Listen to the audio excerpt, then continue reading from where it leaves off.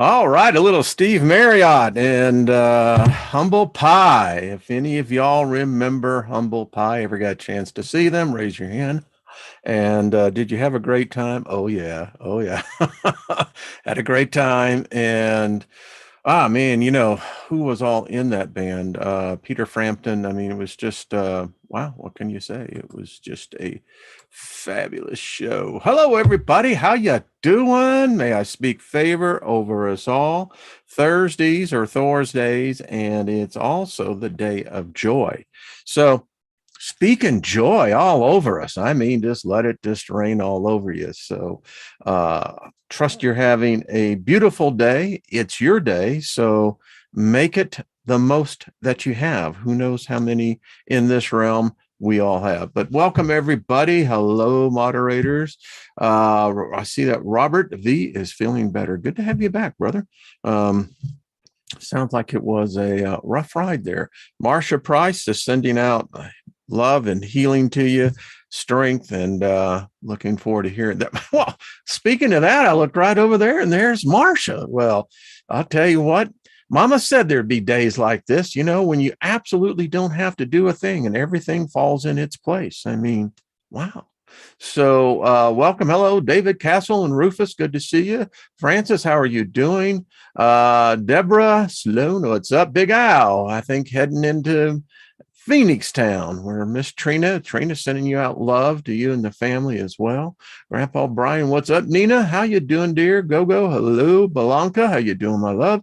Chloe, you made me blush a while ago. I was reading your comments.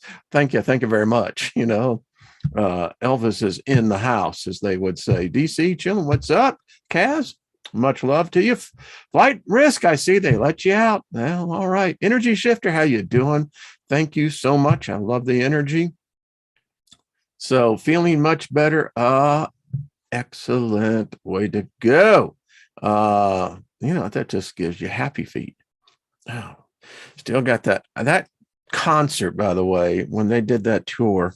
Wow. That's all I got to say. Big Al, let's see. Baboon Mama said Stevie Ray Vaughan. Stevie. Austin, Texas.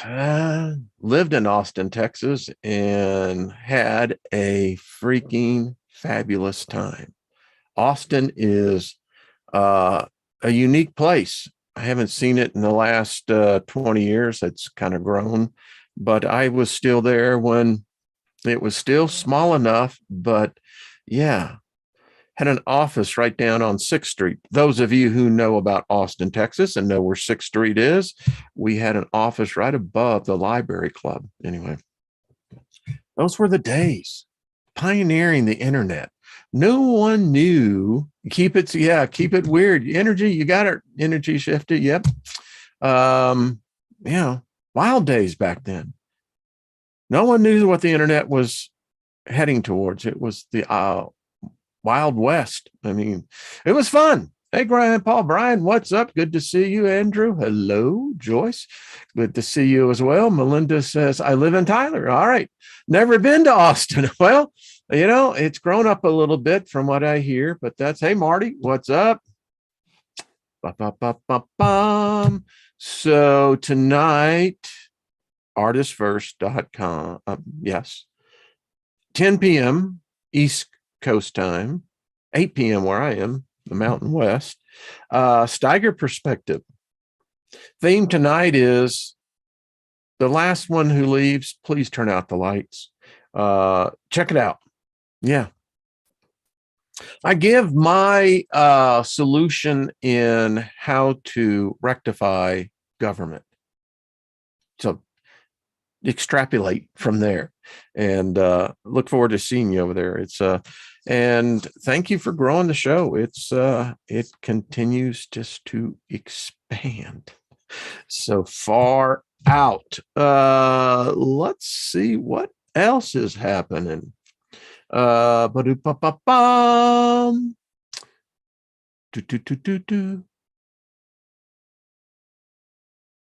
reading in the chat room, just kind of digging the vibe, and it's a good vibe. Snowing right here. Hey, love it. last couple of days, I guess, getting close to about 10 inches or so, but I love it. So let's see. Yeah. Do you believe there is a hell, and why? I was going to continue on with the subject, and I will tomorrow in tomorrow's musings. But this warranted a little, diversion off of the path. So we're going to do a little pit stop here. Where is Jennifer? I don't know what that's going to. Hey, Red Honey, what's up? Hey, Project Skyfall, Martin and Heidi, how are you doing? We are skipping winter, sort of spring. Wow. Yeah. Well, it was here, perpetual fall, Martin, but now winter is upon us. But for us here, this is like liquid gold. So it's interesting when, sometimes I'll try to tolerate, and I'm not perfect, comments of others who have different specific points of view. And when they come at the approach of, it's always an attack, you're going to go to hell. Okay. And then they'll say, well, why don't you just go to hell? Well, wait a minute. You just told me I was going there anyway. So why are you telling me now to go there? And they get really dogmatic about it. I mean, passion, intense energy. Why would God want a starship? But anyway, because it's called a Kivov, and that's where he comes traveling down. But and then something about yesterday's show. I mean, wow. Got 3 emails basically kind of telling me the same thing. And I'm going, what? What is this? And I guess then in a certain way, there is a certain logic. I mean, if you're discussing the following: angels, demons, devils, jinn, kind of leads to, well, if these beings exist, kind of implies in Western culture that there must be a place called hell, which for me, coming out of my religion, hell was the motivation. You don't want to go to hell. And they spend an inordinately large amounts of time dealing with hell. As a playwright would say, they really have written this play out. They didn't leave anything to chance.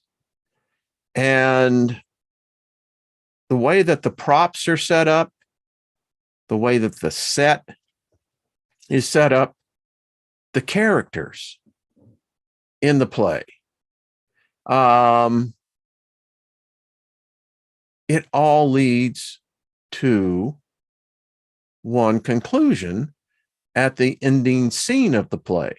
Either you do it their way or you're going to go the other way. And you don't want to go the other way because that's a bad place. And it motivated me for many years. I mean, in those quiet moments of contemplation, when I was recovering from the meningitis and Lyme disease, I had a lot of time in that hospital. I mean, I counted every one of the little squirrely things on the dropped-in ceiling, counted them several times. But you think a lot.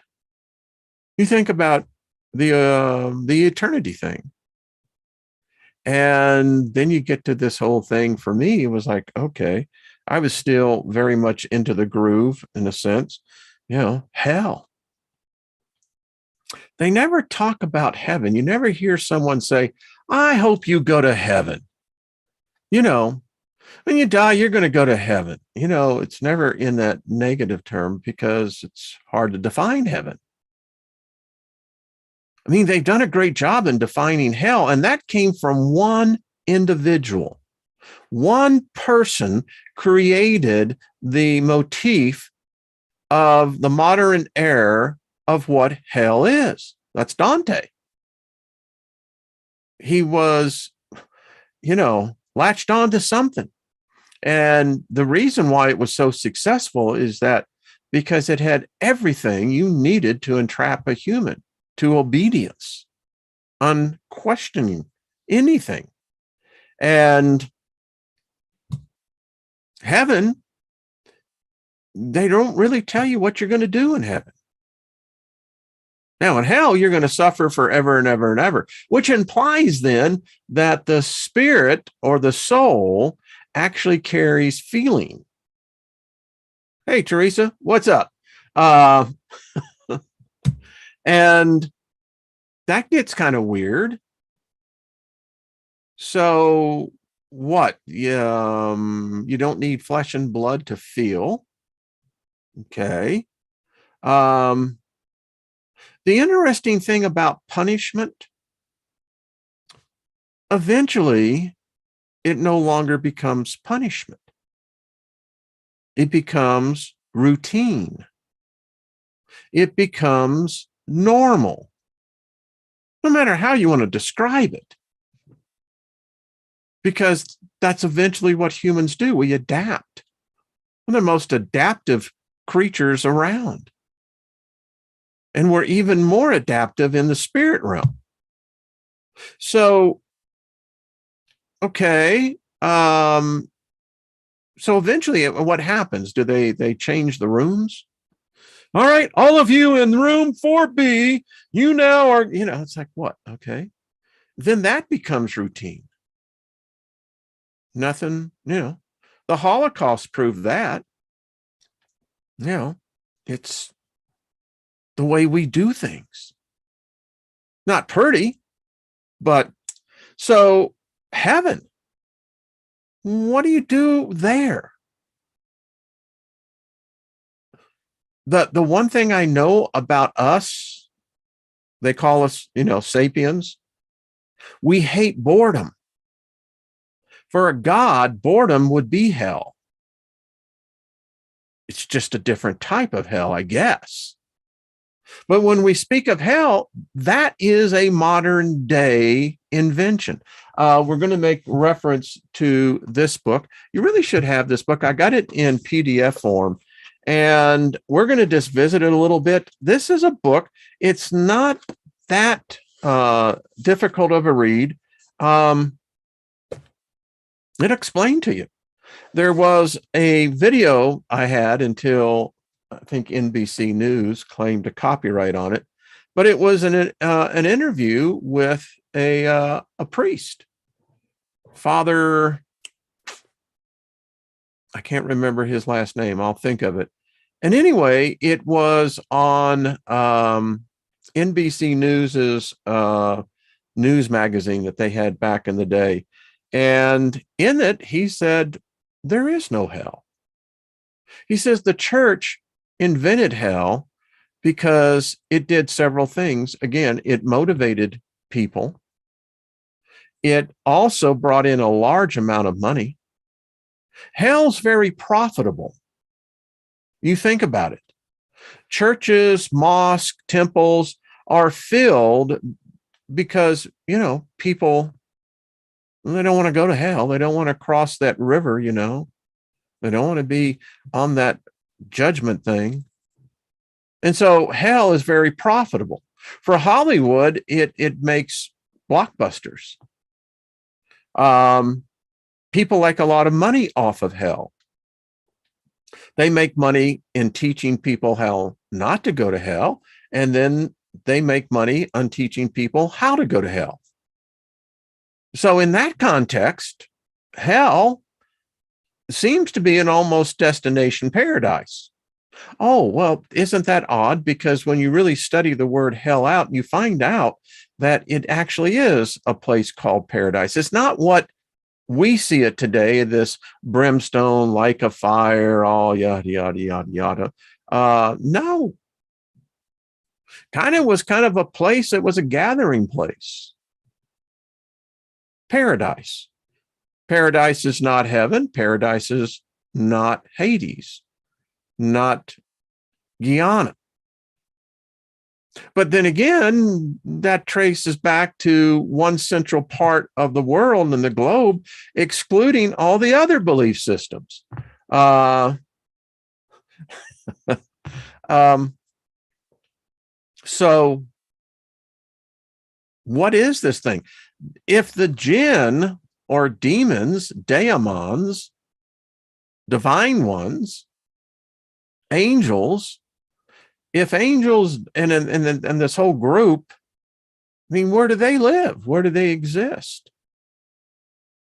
Is it, as some say, between the ether, the realm, and the firmament? And then is that just simply Earth?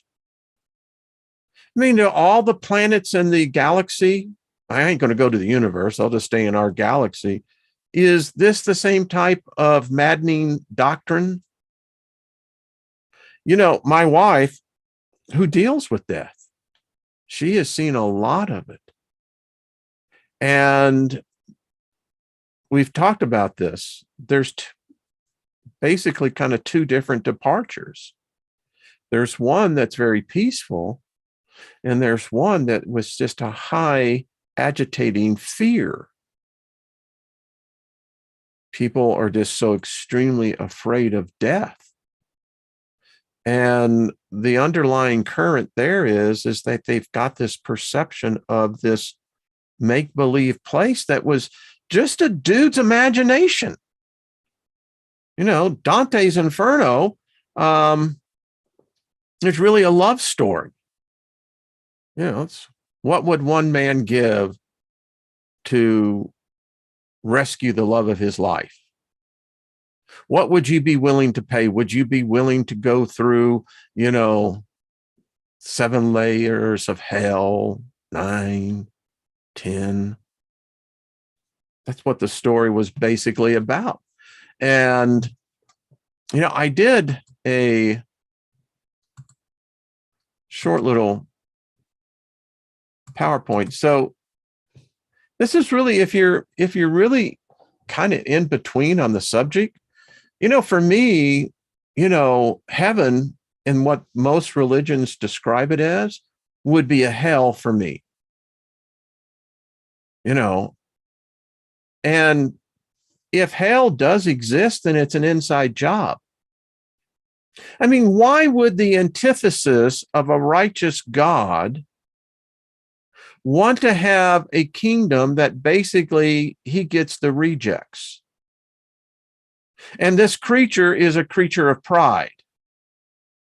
Why would he ever enter into a deal like that? I mean, what's the upside for him?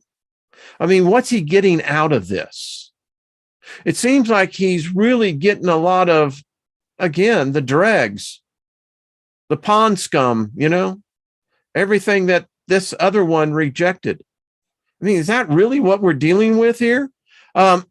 So pictures, suffering, and as far as you can see. And then you have these angels that come and torture you. This is implying that this is what your spirit looks like, your human soul.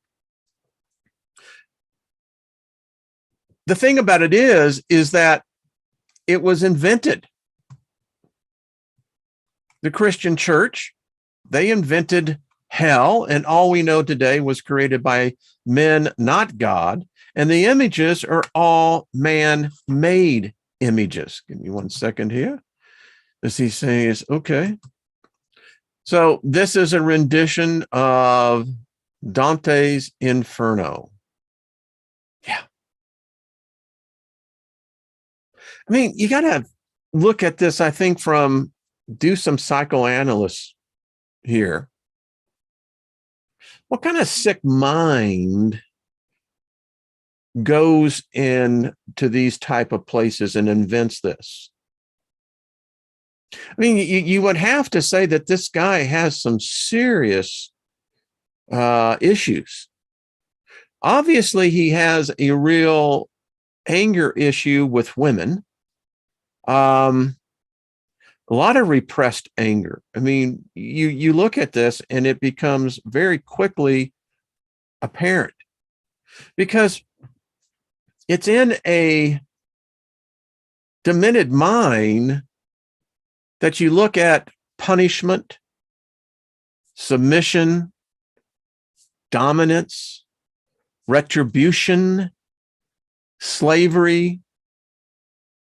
This is how it plays out. Now, the thing I have a problem with is when I look at this is all, I can relate this to every religion that's out there. But if this is what righteousness, holiness is about, I don't want any part of it. It's a trap. And the thing that gets me about this religion of love that preaches this place of torment, isn't it odd how we perfected those instruments of torment on the living, all in the name of this God of love, this God of righteousness, this God of retribution, this Savior? During this period of time, if you were a woman and even a young girl, you stood about an 8 in 10 chance of being raped, sexually tortured by the church to get a confession out. It was, if you want to talk about sexual perversion, this was the epitome of open perversion, all in the name of a so-called righteous God who apparently created hell. But what we did to human beings here paled in comparison to what a hell really was. We don't want to talk about this, but you tell me, how is it today? This is what we now psychologically equate to hell. Now, when I study the demons, now the jinn, the angels, I don't know if I would tolerate knowing that they were a part of this. This is what humans did to humans. And we extrapolated that as righteousness, saving a person's soul from damnation.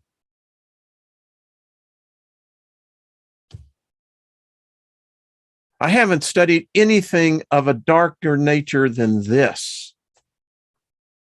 But yet, I am called a heretic.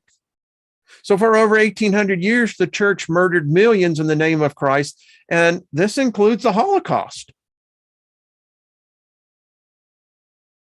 These are hard pictures to look at, but they are, in fact, actual drawings of what took place. So God or Satan did not need to invent hell. Man did it for them. And boy, did we do it really, really well. And, we got, the 9 different levels of sin. And this is all for submission. You scare the hell out of them.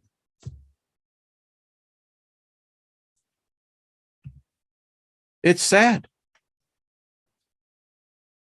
We are so perfected in torment. Today, we use words in many cases. I mean, if the demons exist at all to harm humanity, they were studying from us. We were teaching them how to do it.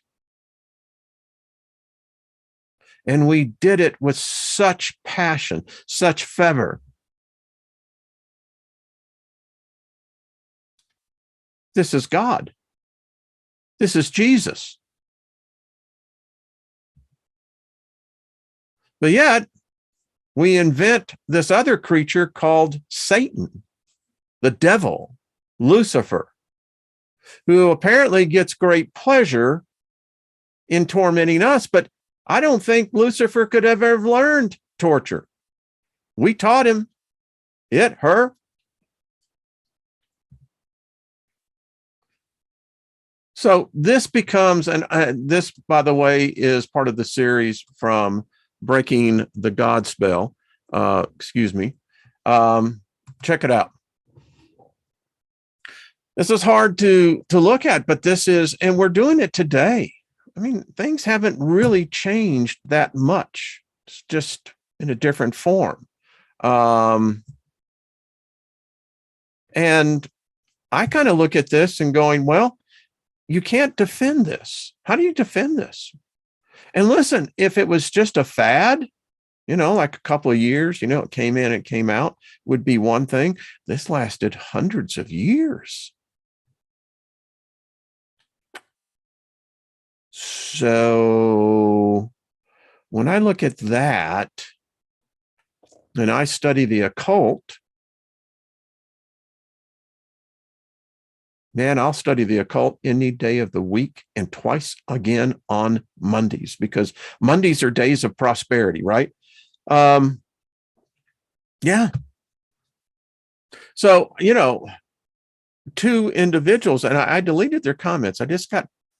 I got fed up with their nonsense. Because here's the thing. When people write me and tell me that I'm going to hell and what have you, the thing that I've noticed about all of them, there's no love. There's no compassion. If you were, by your words, sending a person to a place that you in your mind finds to be the most reprehensible torment, what does that say about you? What kind of person are you to cast a curse on an innocent person? And again, there's no love, no compassion, no, as I wrote one, and when I just probably just blocked them. I said, what attractiveness is it of your God that anyone would want? What you've done to me here is basically come into my house and basically try to take a big dump on my living room, show me the most disrespect, and then tell me I'm still going to hell. Well, if I had to be around people like you, sign me up. I'll pay for a first-class ticket. That's why I love this group so much. This group is a group of individuals that we've surpassed that. It's knowledge. It's not that knowledge is good or knowledge is bad. It's just knowledge. And if there was something that kept me under fear, and the vast majority of other people, well, then it would be a welcome relief to be able to come somewhere where other individuals have walked that path. And then there's other individuals that never had to walk that path, and they aid in all of us determining which path we want to walk on. Hey, K. Sarah, how you doing? Hey, Ruth Ann, good to see you. Scott, hello. Hey, Eric. Bernadette, good to see you, my dear. This is what I really like about this community that it came together. It was a metamorphosis. thing that we call the soul tribe. Um, this to me is what the afterlife would be like. We have our tribes, our pods, and it's not about right, wrong, this God, that God. When we all meet back in our natural environment, what we discuss is our experiences here. If you got really wrapped up into religion, why? It's a great examination of each other, of understanding that. And I guess it's like a cycle. We want to get back in the pool. And I don't believe it's always back here on this earth. I think we go many different places. And that is kind of an accumulation of beliefs that I've just acquired in the last 10 years, particularly. Last 10 years of my life have been the greatest journey, except for the first, that period about from the age of 14 to about early 30s. Well,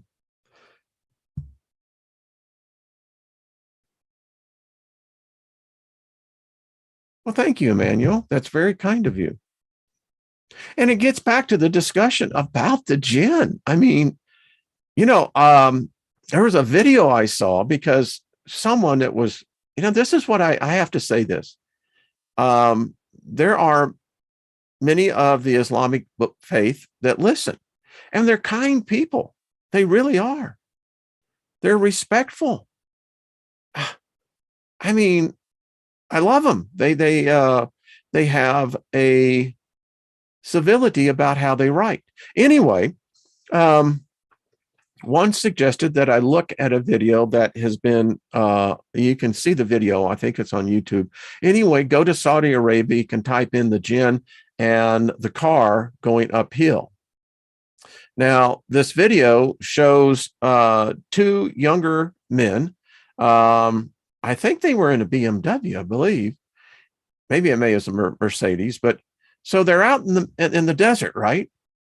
And there is this highway that is actually on an incline, and they put the car into neutral, and they let off the brake, and the car starts rolling. Now, as they're filming this, he's also filming the speedometer, and the car got up to the equivalency of 110, I believe, miles an hour, 120. And they attributed that to the jinn. So it's kind of saying, well, wow, if they've been here a while, and if they exist, and this belief system goes way back. And they didn't believe in this place of torment.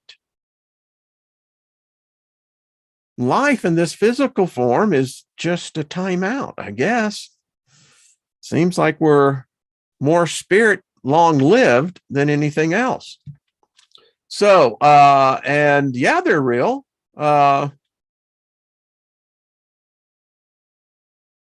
Yeah, Chloe, I do believe that as well. I mean, I did.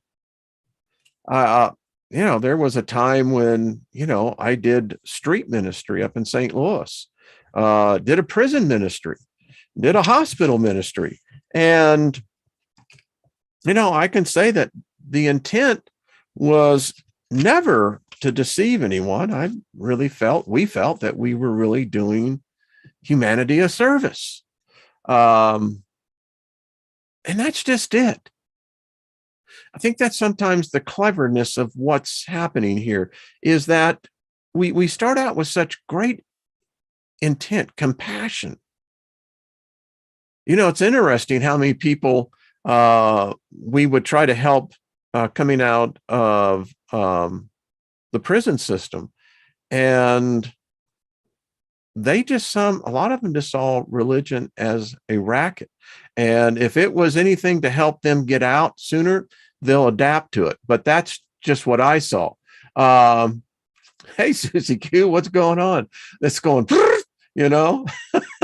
But anyway, and as I study Islam and that belief system, it's foreign to me, but there is a certain beauty in it.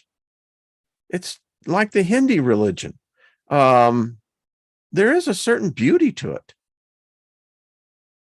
Now, the aspect of who are these beings then? Um, that's why it fascinates me. And that's why the subject of hell doesn't scare me, because I haven't found one of these beings. Now, I don't go out there and try to poke an unseen in the eye.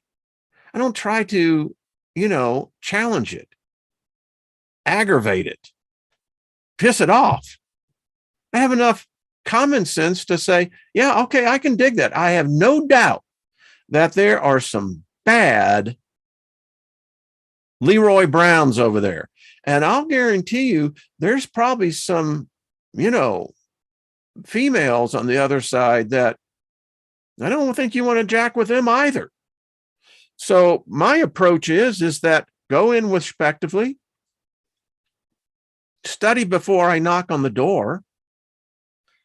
When I was in sales, and I was in a highly competitive industry, video was, highly competitive, highly technical, and you had to be able to translate a technical aspect to a person in layman's terms that they're interested in their core business. But it's the same way that I look at this, is that who's really running the show? So I've got to know the territory. I've got to know who is, the big dog, who's the big fish in the pond, or is it a pool? Is it a spring? And if I can begin to understand at least some of the customs, then I'm not likely to get my ass whooped by pissing some spirit off that I didn't even know I did. That's why I speak favor over the angels. And the ones that I've gotten to know, someone wrote me and said, well, how do you know that they're really real? And I said, well, how do I know that you're real? You're just writing me in an email. I don't know who you are. You say you're a person. How do I know that? Maybe you're a bot. Maybe you're an algorithm that, it's like we read yesterday. Everyone gets hung up on the books, like the book of Enoch had a person that had that as a handle. And that was such a typical individual who had no compassion, no understanding, and would not answer a direct challenge or question. Just coming with and it's like listening to a LP that it's skipping. And it's skipping right at the part where it's just like, could you just move on, please? And that's basically how I looked at it. So that is my take on it.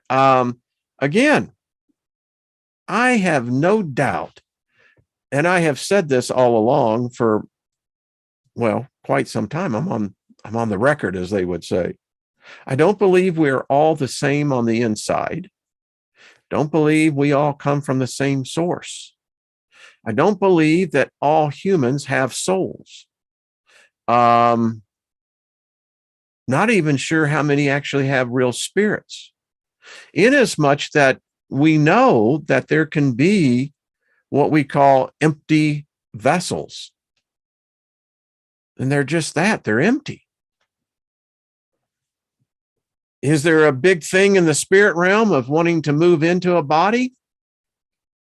In my days of when we would cast out demons in people, when you watch enough of it, it's really something to begin to think about. And I had a chance to see a lot of these so-called, casting out devils. To a large extent, I don't think we were casting out anything other than a bad mood. And quite frankly, there was only a couple of times that I sensed something evil. Most of the time, it seemed to be emotional outlets. There are certain demonologists who believe that when people go on these ghost hunts and they encounter, so-called spirits, and they get, the associated paranormal activity. There are those who study demons who believe that's not ghost at all. It's us. When you get one individual, multiply it by a factor of 10, you get 2 individuals, so that's to the second power. If you got 5 individuals, just figure out the math from there, that are already psychically creating. They're anticipating something. And they believe that this is merely self-manifestations of a group psyche. Don't know. You have to consider that. Then there are those cases where we're capturing what could be potentially shadow figures, beings that have human-like features, but are anything human. So are these demons? Are these jinn? I mean, when I was in the indoctrination of Christianity, Paul said that many of us have entertained angels unaware. Well, that kind of begins to go, well, then how many angels are walking that look like humans? And if angels can do that, couldn't the other side do it? And again, I'm trying to figure out how these angels are working, because in really New Testament Christianity, there's not a whole lot written about them. We have to go back into the Hebraic tradition. And then when that opens up just a whole pile of mess as well. For instance, I know a lot of you, Blanca, I know you sent, and Amy, I'll send you the email on this. But this is where you start studying Yahweh. And then all of a sudden you find out that there's not just Yahweh, but he had a brother named Baal, the Ashtaroth, which was his wife. And you're going, well, what the hell is that about? No, wait a minute. We heard that this guy was taking a vow of celibacy, and he didn't have any wife. Yeah, he did. Really, really did. And again, this book, by the way, Inventing Hell, I want to point this out to some people. The writer of the book, let me make sure I get it, Mr. Sweeney. So he's doing an imaginary thought in his head that he's meeting, of all the people that he could meet, of all the people, it would be Paul. Now, some people have a lot of theories that Paul never existed. Paul was actually Josephus. It's, gets really convoluted. But he said if there was one thing that he would like to do, would to talk to Paul about how did Paul come up with these beliefs. Paul is, for the most part, actually is the foundation of what we call Christendom today. Now, it's real interesting because you would think that Paul would have a lot that he would know about hell. Well, it turns out that really he didn't write a whole lot about it. So you're going, okay. It says, he says, but here's the thing. He says, if I were to ask Paul what he believed about hell, I'll bet that he would give an uncharacteristic, vague answer. Why? For the simple reason that to the nascent Christian church, even to Paul, hell barely existed. All they knew was from the Hebrew Bible, or the Hebrews never had a Bible, but the Torah, was Sheol, which literally means the grave. That's what Jewish customs believe. When you die, you're in the grave until there is a resurrection. But anyway, and that was believed to be the dusty, deep place within the earth itself, to which every soul traveled after death, accompanying its body. And of course, Paul lived, wrote, and was a martyr for the faith before any of the Gospels were written, which that gets into a whole thing there. But here's the point. I always thought it was strange that in the book of Matthew, at the moment of the crucifixion, when the Christ gave up his spirit and the veil was rent in the temple, the Holy of Holies, from the top down, and that veil, that curtain, is about 6 inches thick, which meaning it was impossible for a human to do it. Also, the fact that it was like 20 feet up tall. But the other thing was, there was a passage that said, and many in Jerusalem saw the dead, their relatives, the graves had burst open, and they were walking with their bodies. Now, I've looked back on that, and I'm saying, now, wait a minute. What does that mean? They're walking with their bodies. And then what does that mean as well in the larger context? Did they die a second time? You see, all this little stuff hit there and there. You're going, now, wait a minute. So how did all this start? And he goes through all of this until he comes up to this Italian poet named Dante, and I believe that's Alighieri, who changed everything with his famous Inferno, which he began writing about 1306. But to read the Inferno today is to realize how little it has to do with the Bible. Yeah. There is far more Greek and Roman mythology adapted by Dante from the classics, such as Herodotus' Theogony and Virgil's Aeneid and Ovid's Metamorphoses, than there is scripture in Dante's 9 Circles of Hell. The 5th century church, Father St. Augustine, referred to these writers as poets who were called theologians, versifying of their man-made gods or the world's elements or principalities and powers. And their fables contained anything that was concerned the true God. It was so intermingled with the rest that God was difficult to find.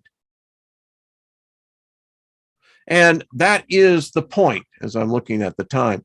You really ought to get, it's not a hard read. It isn't. And it's it'll just blow it open for you. Hell doesn't exist. And there are a number of other books, but I can see that we got lots of books here. More on this subject. And tomorrow, I thought we would get into the grimoire about Anzel. So the point is the more I study the period of where a lot of these manuscripts came from, it's very clear that there was a very heavy, you could say, Kabbalah feel, Christian, early Christian. It contaminated, in my opinion, what these men were writing from. I don't know. I see it that when you're starting to bring in these demonics, and you're telling me that they actually live as beings in this place of fire, the pit. I mean, when we studied about the giants, King Og, we knew about the deity that was basically the god of the underworld, Ma. I mean, Ma seems to be the template of maybe where Dante picked up and said, well, because what was Maw's kingdom? Well, it was primarily taken after, a cave that was leading into a volcano. It was lava everywhere, and that there were creatures of that region. Maybe there still are. I don't think we know everything. Someone says, I'm looking for my dictionary. Burn, baby, burn. Disco Inferno. Chloe, you know what I get in mind when I saw Howard the Duck? One of Spielberg's absolute worst, but I think one of his classic best movies. I mean, gotta love Howard the Duck. And if anything, Howard the Duck showed us that there are other planets that probably other animal species became the more predominant higher life form. Why not? Teresa says the show is a dictionary. Well, no one can fault us for not having the material. And we don't go through all of it because it would become tedious. That's why someone said, well, you never finish it out. Well, there's a reason for that. It's because I can't do your heavy lifting. You got to read it. And AF says, we love Howard the Duck. And Alf. Alf was probably one of the best modern day philosophers, if you think about it. Loved Alf's philosophy. Absolutely. I love you guys, man. Y'all are just far out people. Thank you for hitting. Well, let's see.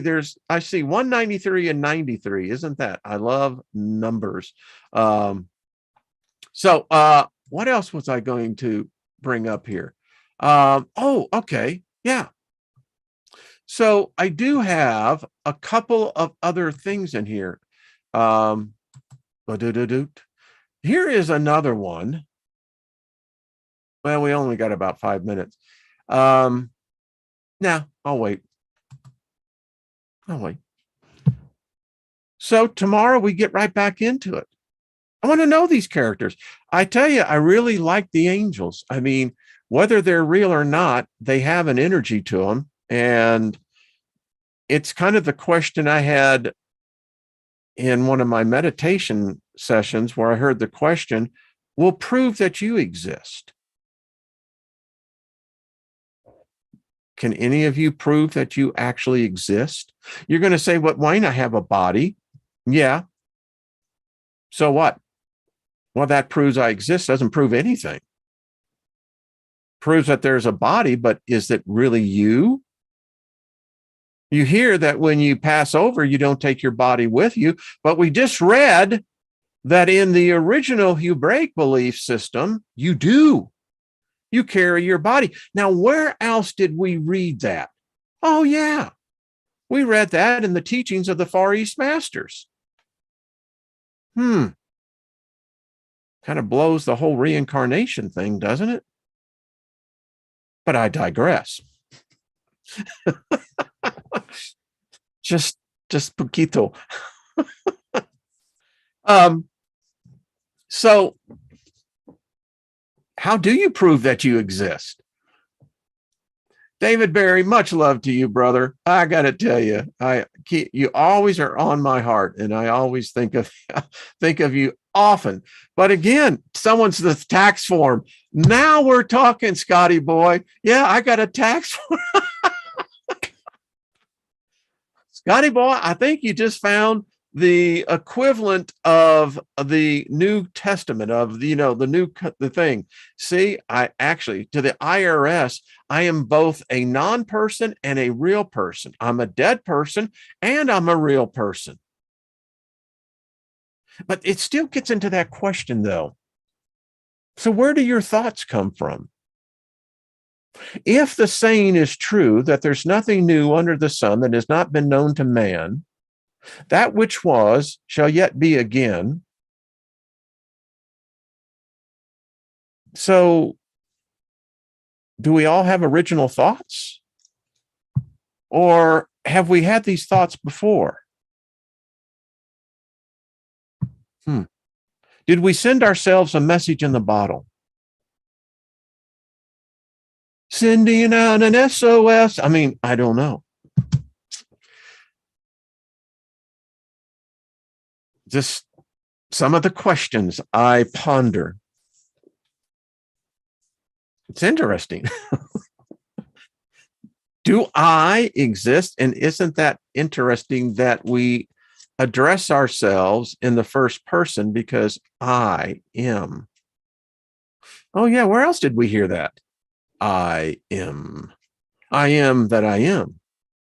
I am, I think, therefore I am.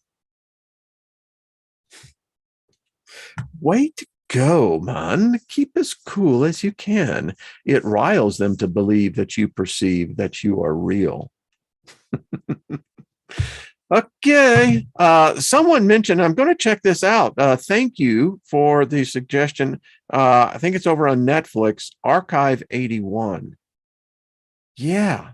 It's interesting because we get all these new outlets, and Martin and Heidi, thank you. I will let Lynn. She feels y'all's energy, but it's always a good reason to give her a hug, and that's always cool. But there is a lot of shows out there that I think they listen to this group. I really do. Because there's some things that we talk about here that, wow, next thing you know, they're making a story about it. Now, if they make a story about the soul tribe coming together with witches and magicians and wizards and warlocks and angelics, and then we start doing all of that, yeah. Okay. I don't know. Teresa says, please visit the Crystal Network donation page when you can. Okay. Well, Teresa, if you'll send me a link, I'll put the link in the description and we'll just put it there. Energy Shifter says preponderance. I love that word. It's a great word, AK, cheers to you, Big Al, safe journeys to you, my brother, and give Perry a high five sitting right next to you, or he may be in the back sleeping. Robert Skate, face piles of trials with smiles. It riles them to believe that you perceive the web they weave. Perfect. See, this is what I love about this group. And y'all can do that. I mean, you can actually type. I'm sitting here driving the bus and trying to, hand out drinks and I don't drink while I drive, but y'all can do whatever you want. That's the way I look at it. Oh, Perry sleeping. Well, I can dig that. Absolutely. Hell is a metaphor for body consciousness. Oh, I like that. Woo. There's that you get a gold star on that one. I love it. Lost in Space. Thank you, Teresa. Good. If you send that to me in the email, I'll put it in there.